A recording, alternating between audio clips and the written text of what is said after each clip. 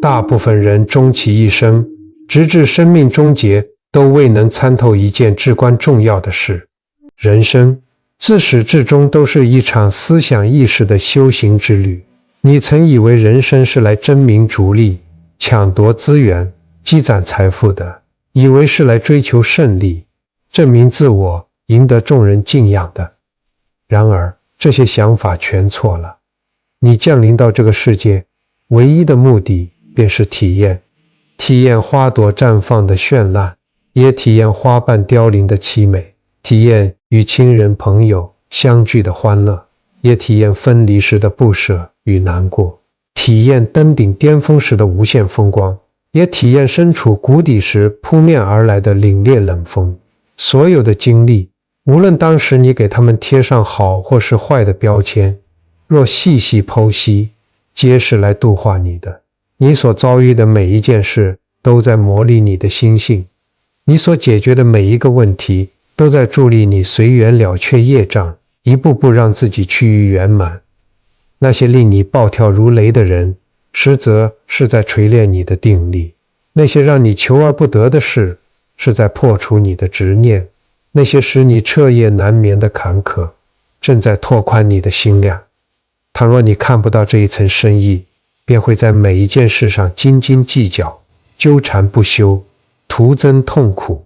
而當你洞察這一切，就會在每一件事上借助其力量，實現成長，順利過關。一個人若想真正獲得智慧，必定要經歷一個關鍵的轉折點，親手埋葬過去的自己，那個帶着舊有認知、舊有習性、舊有應對模式的你，必須被深埋於土中，而後一個全新的你方能從這片廢墟之上重新崛起。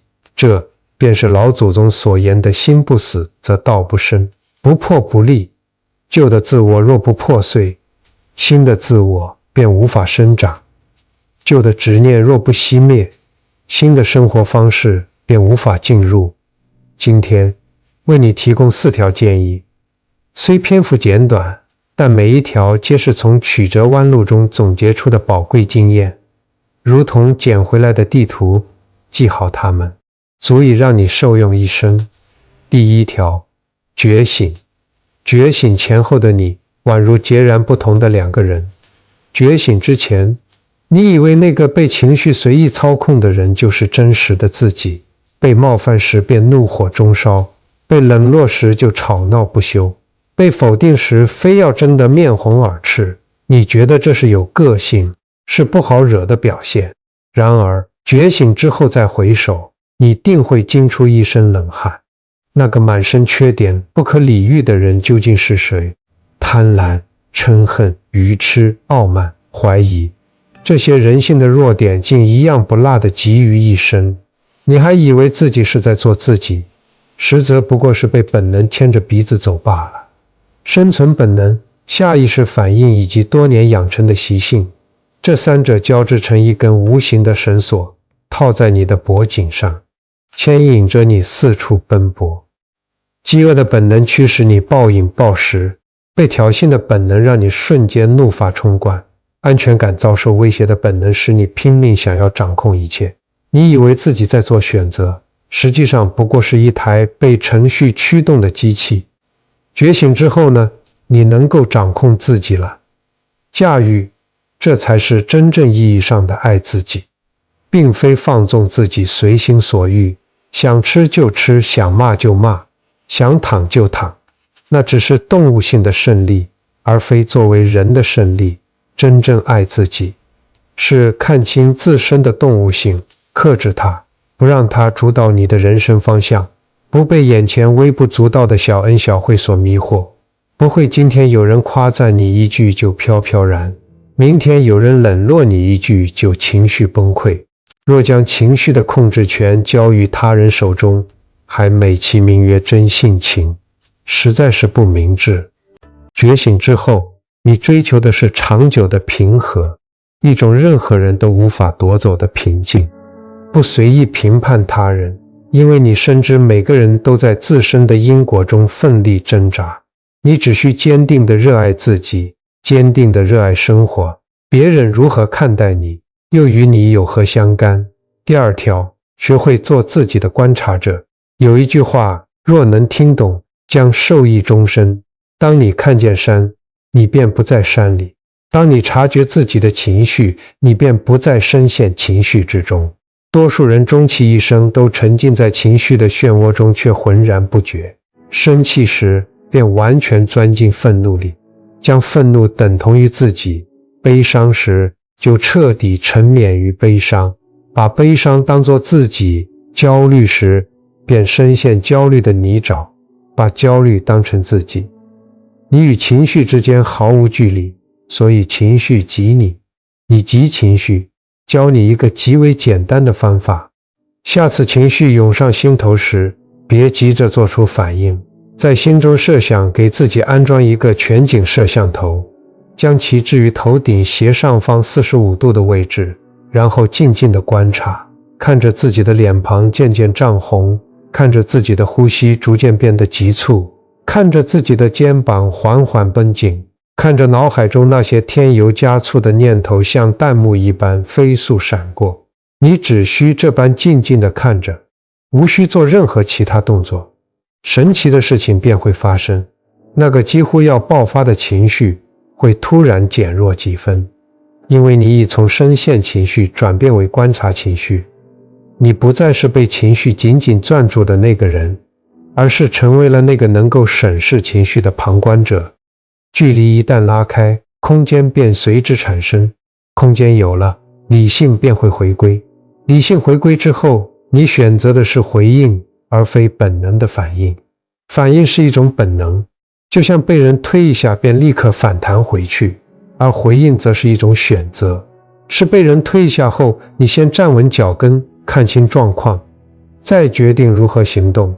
一個被情緒掌控的人，永遠只能做出本能反應，而一個能夠成為自己觀察者的人，永遠擁有選擇的權利。第三條，接納即消失，反對即存在。